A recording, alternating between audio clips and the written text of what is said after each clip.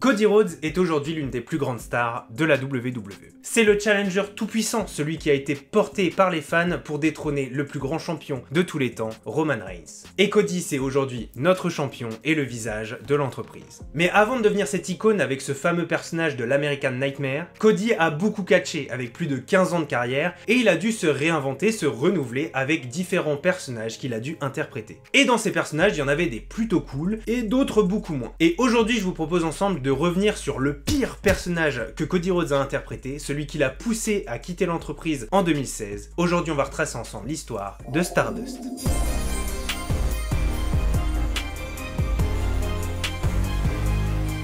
Notre histoire commence en 2013, époque où Triple H et Stephanie McMahon mènent d'une main de fer le roster de Raw dans ce qui est le début de l'autorité. Ils se servent de leur place dans leur entreprise et surtout du nom des McMahon pour diriger au doigt et à l'œil l'ensemble des superstars du roster. Et celles qui s'y opposent vont bientôt comprendre qu'il y a des conséquences à défier l'autorité. En effet, le 2 septembre, Cody Rhodes va remettre en cause les décisions de Triple H sur le choix du main event de ce soir qui oppose Daniel Bryan au Big Show. Pour faire comprendre à Cody Rhodes que Triple H se contrefout de son avis, il va lui offrir la possibilité d'avoir un match contre son ancien leader à l'époque de la Legacy, Randy Orton. Mais Triple H ne s'arrête pas là, sinon ça serait seulement une super opportunité pour Cody Rhodes. En effet, il rajoute que si Cody perd ce match, il sera licencié de la WWE. Et même si Cody va faire un très bon match contre Randy Orton, c'est finalement ce dernier, qui est le champion de la WWE à l'époque, qui finira par le coucher et mettant ainsi un terme à la carrière de son ancien disciple. Mais Cody n'est pas le seul membre de la famille Rhodes à catcher pour la WWE. Et c'est donc son demi-frère Goldust qui fera son retour la semaine suivante pour défendre l'honneur de son frère. Et il va obtenir une chance de récupérer l'emploi de Cody. Mais pour ce faire, il va devoir vaincre celui qui a causé le licenciement de Cody, Randy Orton. Mais malheureusement, il n'arrivera pas à faire mieux que son frère et il perdra le match. À la suite du match, Stephanie McMahon viendra retrouver Goldust qui visiblement vit assez mal la défaite. Et visiblement, Stephanie, elle sait comment en rajouter une couche puisqu'elle annoncera à Goldust qu'il peut aller rejoindre Cody à Pôle emploi. Et dans la famille Rhodes, j'appelle maintenant le père, Dusty Rhodes, le Hall of Famer, qui viendra supplier Stephanie de rendre les emplois de ses deux fils. Mais au lieu de ça, Stephanie va préférer continuer à torturer la famille en proposant à Dusty le dilemme suivant. Il choisit lequel de ses deux enfants peut revenir, condamnant l'autre à rester au chômage. Évidemment, Dusty va refuser, c'est un dilemme impossible pour lui, et il va donc s'opposer à l'autorité. Ce qui lui vaudra un coup de poing dans la gueule du Big Show qui est à la botte du clan. Les fils du American Dream voudront bien sûr se venger, et donc ils viendront s'en prendre aux hommes de main de l'autorité, le Shield. Et en réponse à ça, Triple H, qui est assez confiant de son équipe, va proposer une nouvelle chance à la famille Rhodes. En effet, à Battleground, Goldust et Cody Rhodes vont pouvoir faire équipe pour affronter les champions Roman Reigns et Seth Rollins. Et s'ils ressortent victorieux de ce match, eh ben ils pourront revenir à la WWE. Mais évidemment, vous vous en doutez, il y a une grosse contrepartie. En effet, si c'est le Shield qui gagne, et Cody Rhodes et Dustin Rhodes, le vrai nom de Goldust, ne pourront plus jamais travailler pour la WWE. Ils seront pas simplement licenciés, ils n'auront plus jamais d'occasion de revenir dans l'entreprise. Et de surcroît, leur père, Dusty Rhodes, devra arrêter son travail avec les jeunes rookies dans le centre de développement. Grosso modo, si on résume, et c'est comme ça que sera résumée la stipulation du match, si les frères Rhodes perdent, on raye simplement le nom des Rhodes de l'histoire de la WWE. Et histoire de mettre un peu d'ambiance, le Shield viendra détruire la famille Rhodes pour leur donner un avant-goût de ce qui les attend à Battleground. Mais contre toute attente et grâce à leur père qui était venu les soutenir au bord du ring, les deux frères Rhodes qui sont réunis pour la première fois en équipe réussiront à venir à bout des champions Roman Reigns et Seth Rollins sous l'ovation des fans et d'autres superstars qui étaient venus les féliciter. Et si cette performance avait déjà marqué l'histoire, la semaine suivante, ils vont à nouveau marquer les esprits en venant à bout de la famille Wyatt qui, depuis leur arrivée dans le roster principal, n'avait jamais perdu. Ces différents exploits par équipe, ils vont être récompensés par une opportunité au titre par équipe dans un match sans disqualification contre le Shield lors du Raw du 14 octobre 2013. Et après un match intense qui laissera résonner les claquements des coups de chaise et après différentes interventions de Dean Ambrose, de Big Show, c'est bien Cody et Dustin Rhodes qui repartiront avec les ceintures en venant à bout du Shield.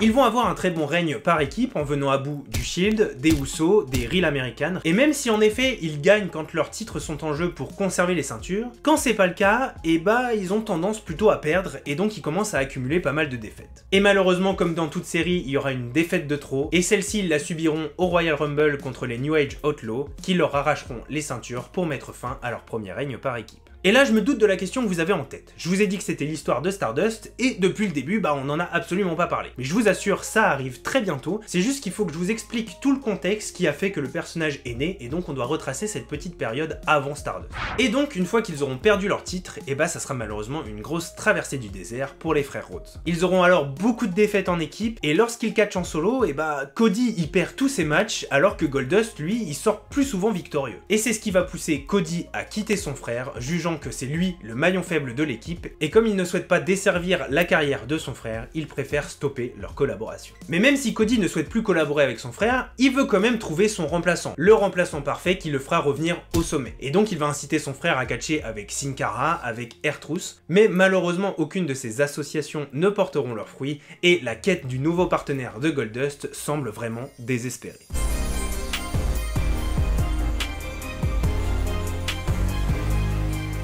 Mais le 16 juin à Raw, Cody annonce très fièrement à son frère qu'il a enfin trouvé son partenaire idéal. Cody va alors garder le mystère tout le long de la soirée, mais ça y est, c'est le moment. Goldust fait son entrée seul pour faire face à Ryback-Axel, l'équipe composée de Ryback et de Curtis Axel. Et c'est donc le fameux moment de découvrir ce nouveau partenaire, et à la surprise générale, un nouveau personnage est introduit, étant annoncé comme s'appelant Stardust. Et suite à cette annonce, c'est Cody Rhodes qui va débarquer avec une tenue et un maquillage très similaires à celui de son frère, et avec un personnage et une attitude très excentrique, voire même bizarre. Le personnage de Stardust était né, et l'étrange association entre ces deux personnages va connaître beaucoup plus de succès qu'auparavant, puisque ce soir-là ils viendront bien à bout de Ryback-Axel, et ils gagneront également leur première participation à un PLE, Money in the Bank.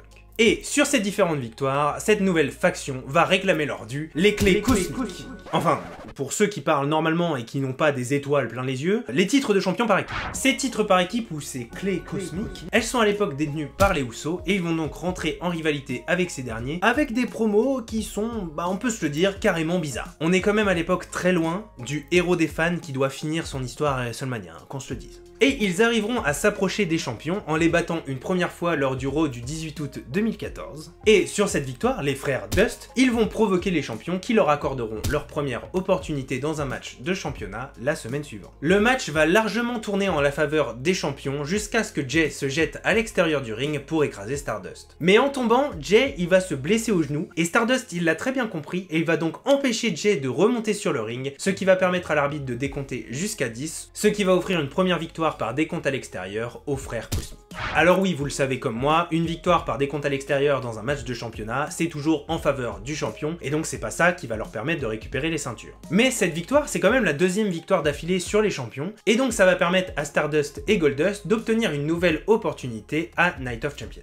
Et dans un match qui est passé à deux doigts de se finir par un nouveau décompte à l'extérieur, cette fois Stardust évitera un Uso Splash pour enchaîner avec un roll-up qui ira jusqu'au compte de 3, pour ainsi offrir à Goldust et lui les titres par équipe pour la première fois. Bah oui, je dis première fois parce que avant, Goldust il était avec Cody Rhodes, pas avec Stardust. C'est pas exactement le même type, vous voyez. Ils vont à la suite de ça défendre à deux reprises leur titre contre les Usos, à Hell in a Cell et à SmackDown, et ils en sortiront à deux reprises victorieux, pour arriver ensuite à un match à 4 équipes à Survivor Series contre les Usos, Los Matadores et l'équipe du Miz et de Damian Mizdow. Et après une souplesse à deux depuis le coin du ring qui évincera complètement Los Matadores du match, c'est bien Jey Uso qui va réussir à placer son Uso Splash sur Goldust, le mettant complètement KO. Mais avant que Jey puisse réaliser le tombé, le Miz va le dégager, l'envoyer dans son coin, puis passer la main à son partenaire Damian, qui n'a plus qu'à se coucher pour récolter le fruit du travail de Jey Uso et ainsi remporter les ceintures par équipe. Et d'ailleurs, je tiens à préciser que j'adorais ce design des ceintures par équipe.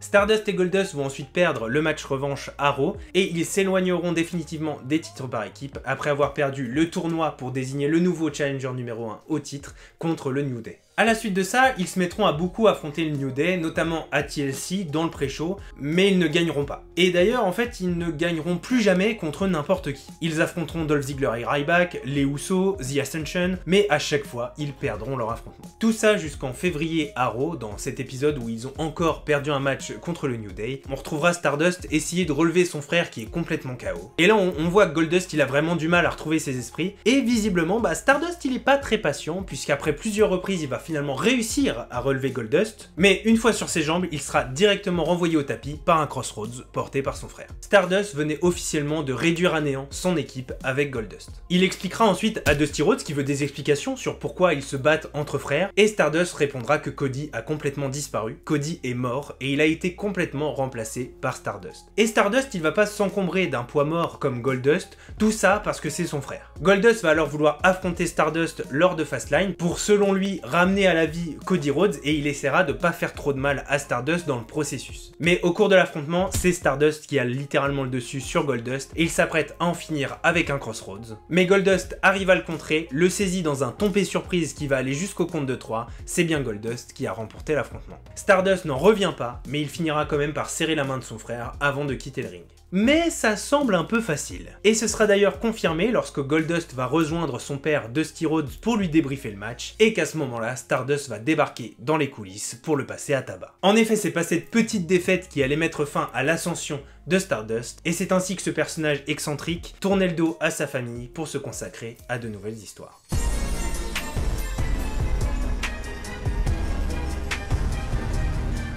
Une fois ce chapitre de l'équipe des frères Dust puis leur rivalité va être terminé, Stardust va commencer à errer dans des matchs sans grand intérêt. On peut quand même noter le match de l'échelle à 7 pour le titre intercontinental, ou sa participation à l'Open Challenge pour le titre des États-Unis de John Cena, mais toujours avec aucune victoire à la clé. Et c'est à ce moment-là que son personnage va évoluer pour se tourner vers une espèce de caricature de super vilain de comics. Et ça tombe bien puisqu'à l'époque, Neville aussi a une gimmick de super-héros. Et donc il va y avoir un premier affrontement entre ces deux personnages de BD le 25 mai 2015. Et puisqu'on parle de super-héros, ça tombe bien puisqu'on a un représentant de ces derniers qui est venu assister à cet épisode de Raw. En effet, on va retrouver au premier rang l'acteur Stephen Amell qui joue à l'époque le rôle d'Oliver Queen dans la série à succès Arrow. Série que j'ai particulièrement adorée, même si on est d'accord, elle part dans tous les sens à la fin. Et Stardust, il va remarquer la présence de Stephen Amell au premier rang et il va même aller le provoquer. On sent bien que Stephen Amell n'est pas complètement indifférent aux provocations de Stardust, mais les tensions vont s'apaiser quand le match va commencer, match qui sera remporté par Neville. Mais ce que Stardust retiendra du match, c'est Amell. En fait, il va commencer à l'avoir complètement dans la tête, et il dira dans une interview qu'en fait, quand il regarde l'acteur, il ne voit que son personnage de Green Arrow, et il a hâte de le recroiser à nouveau. Mais avant que leurs routes se croisent à nouveau, c'est l'heure du match revanche entre Neville et Stardust. Et si leur premier affrontement était inspiré des comics sans en avoir la couleur, cette fois le match a complètement les allures d'un combat de comics, avec une présentation de match qui est vraiment inspirée de l'univers des BD, et une promo de Stardust digne des plus grands méchants de comics, dans laquelle il annoncera que son nouvel objectif c'est de faire tomber tous les super-héros du monde, en commençant par celui qui sait dompter la gravité, Neville. Et pour ce match revanche, eh ben c'est bien Stardust qui va réussir à venir à bout de Neville. La rivalité entre Neville et Stardust va alors se poursuivre, mais Stardust il va pas oublier l'archer-vert, il va le garder dans un coin de sa tête, intégrant même une gimmick de Arrow dans ses promos, et en renommant même sa prise de finition en The Queen's Crossbone, en référence au personnage d'Oliver Queen que joue Stephen Amell dans Arrow. Mais d'ailleurs, en parlant de l'acteur de la série, il a tellement aimé le premier épisode de Raw qu'il est de retour aujourd'hui pour assister à un nouvel épisode. Il est donc au premier rang lors du Raw du 10 août 2015 pour assister à un match entre Neville et King Barrett. Mais après une victoire du héros du ring, Stardust va débarquer pour s'en prendre à Neville. Et après avoir mis Neville complètement KO, Stardust va remarquer que Stephen Amell est au premier rang, il va alors se rapprocher de lui et cette fois il va aller beaucoup plus loin que le provoquer puisqu'il le frappera directement au visage. Mais l'acteur c'est pas vraiment un guest comme un autre. Dans la série Arrow, il fait beaucoup de ses cascades lui-même, il a un physique assez impressionnant, et donc il va pas se laisser intimider ni frapper par une caricature d'un super vilain, et donc il va escalader la barricade, monter sur le ring pour passer à tabac Stardust. Il sera ensuite arrêté par la sécurité pendant que King Barrett récupère Stardust, tous les deux un peu outrés qu'un guest ait dépassé son rôle de spectateur. Et d'ailleurs, il n'y a pas que qui sont outrés, puisque Triple H dira à Stephen Amell de se barrer d'ici, qu'il n'avait aucunement le droit de s'en prendre à l'un de ses catcheurs, que lui, il n'est pas combattant, mais seulement acteur. Mais Stephen Amell réplique, en disant que oui, en effet, c'est pas un combattant, c'est un acteur, mais c'est aussi un homme avant tout. Et il ne peut donc pas se laisser faire quand on vient l'agresser violemment. Et il propose donc à Triple H que Neville et lui puissent s'occuper de Stardust. Neville est complètement d'accord avec ça, il soutient à 100% l'acteur, et il propose même d'aller un peu plus loin en organisant un match entre Stephen Amell et Neville contre King Barrett et Stardust à SummerSlam. Mais Triple H se répète. Stephen Amell, il a rien à faire sur un ring. C'est un acteur, c'est pas un combattant, et puis même, en fait, s'il était dans un match réel, il ne ferait aucunement le poids contre l'un des catcheurs de la WWE. Mais l'acteur d'Oliver Queen se fiche de tous ces avertissements. Lui, il est prêt à signer n'importe quelle dérogation avec n'importe quel avocat, il veut que ce match ait lieu. Alors évidemment, Triple H accepte et il lui souhaite bonne chance, car il va en avoir besoin. Les dernières semaines avant SummerSlam, King Barrett et Stardust profiteront que Neville ne soit pas accompagné de son partenaire pour l'agresser dans les coulisses et nous livrer cette ultime promo. Promo que je vais vous mettre dans la description parce qu'elle est vraiment perchée, mais grosso modo, King Barrett et Stardust, ils veulent construire l'ère des héros déchus et donc ils vont commencer par Neville et Green Arrow lors de SummerSlam. Et en parlant de SummerSlam, nous y voilà. Et comme avant tous les matchs de PLE, on va nous faire un résumé de la rivalité que je suis sûr vous êtes nombreux à zapper quand vous regardez la rediff sur le network. Mais cette fois-ci, le récap de la rivalité, il a été construit comme une fausse bande-annonce de film de super-héros Marvel ou DC, et donc même si certains vont trouver ça un peu niais, un peu trop, moi franchement j'ai bien aimé. Après, mon regard il est forcément biaisé du fait que j'adore les super-héros, et j'adore notamment Arrow, donc forcément je suis pas très objectif.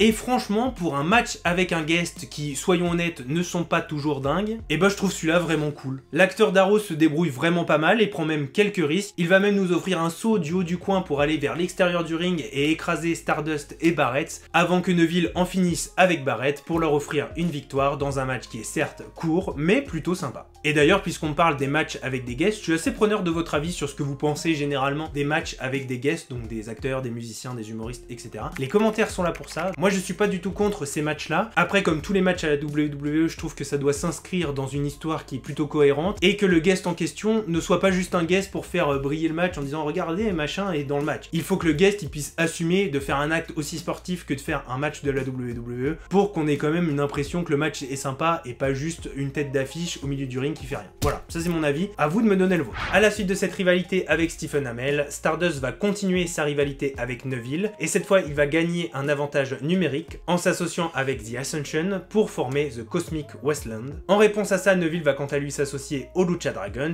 Kalisto et Sin Cara. Pour avoir tous ensemble plusieurs matchs par équipe, la WWE continuant à jouer sur le côté comics de leurs gimmicks respectives. Mais après ça, ça va commencer à devenir très compliqué pour Stardust alias Cody Rhodes. Il n'a plus de vraie histoire, il n'a plus de bonne rivalité, il se met à participer à des matchs de milieu de carte ou à ne participer à aucun match du tout. Il aura quelques opportunités mais rien de concluant, on peut notamment citer WrestleMania 32 dans le match de l'échelle pour le titre intercontinental, mais on sait tous que c'est Zack Ryder qui sortira victorieux de ce match. Et ça nous mènera au 21 mai 2016 lorsque Cody Rhodes révélera sur son compte Twitter qu'il a demandé à être libéré de son contrat avec la WWE, chose que l'entreprise acceptera dès le lendemain. En fait, Cody Rhodes, il aime pas son personnage de Stardust. Et lorsqu'il avait encore des histoires sympas, il arrivait à supporter son personnage, mais depuis le crossover avec Arrow, il y avait plus rien. Et ça fait des mois que Cody Rhodes propose de nouveaux scénarios à l'équipe d'auteurs de la WWE pour passer à autre chose et mettre Stardust au placard. Mais il n'est pas écouté et est obligé de continuer son personnage de Stardust qu'il n'aime pas. Et là, il repense à sa carrière. Et depuis la Legacy, il a interprété beaucoup de personnages qui aujourd'hui ne l'ont pas mené à être une des grosses têtes de l'entreprise. Et donc pour lui, c'en est trop. Il est donc temps pour Cody Rhodes d'aller voir si l'herbe n'est pas plus verte ailleurs. Et vous connaissez la suite. Cody Rhodes va aller refaire ses armes dans des promotions différentes, en citant notamment la ROH ou la New Japan Wrestling. Il participera ensuite à la fondation de l'AEW et il profitera de tout ce temps pour construire son nouveau personnage de l'American Nightmare qu'il ramènera avec lui à la WWE pour faire rêver tous les fans. Et enfin devenir la grosse tête qu'il espérait devenir depuis le début. Et voilà, c'est tout pour l'histoire de Stardust. Je vous remercie d'avoir regardé la vidéo jusqu'au bout. N'hésitez pas à me proposer en commentaire d'autres histoires que vous aimeriez que je traite sur cette chaîne. C'était JN sur la chaîne Catchology et je vous dis cordialement et à la prochaine pour de prochaines histoires.